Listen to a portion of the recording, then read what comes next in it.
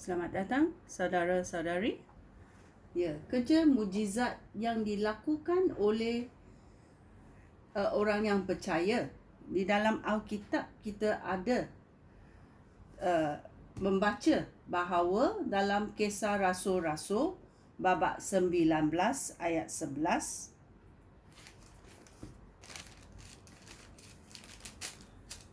Allah melakukan mujizat yang luar biasa melalui Paulus.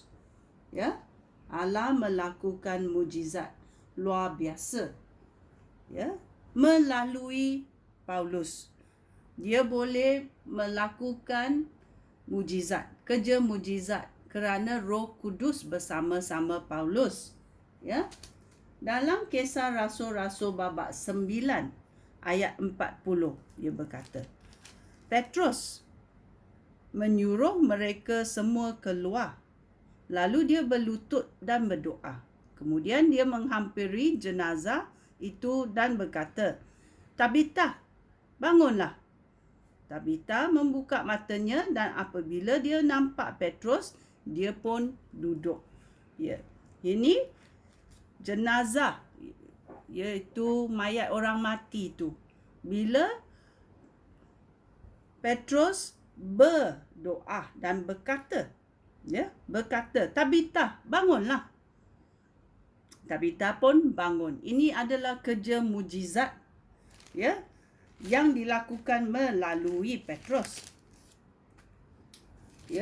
Dalam Kisah Rasul-Rasul babak 20 ayat 9 berkata, seorang pemuda bernama Eutikus duduk di jendela. Kerana Paulus tidak berhenti-henti berkata-kata, pemuda itu mengantuk, lalu tertidur di jendela itu dan akhirnya dia jatuh ke tanah. Dari tingkat ketiga, tingkat 3 dia jatuh ke tanah.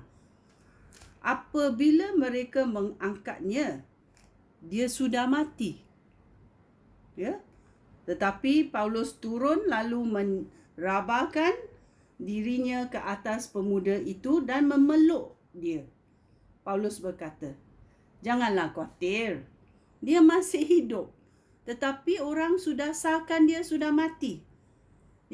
Mujizat, kerja mujizat Roh Kudus berlaku melalui Paulus dan pemuda itu menjadi hidup semula.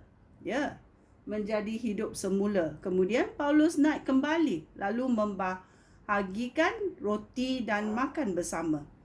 Setelah lama bercakap dengan mereka sehingga matahari terbit. Tidak tidur mereka, berkata-kata mengenai berita baik. Lepas itu Paulus pun berangkat. Mereka membawa pemuda yang hidup itu pulang ke rumah dan mereka sangat gembira kerana mereka melihat mujizat daripada Tuhan dilakukan melalui Paulus. Mujizat sungguh nyata dalam hidup seseorang yang percaya kepada penyelamatan Yesus Kristus. Sekian, terima kasih. Shalom.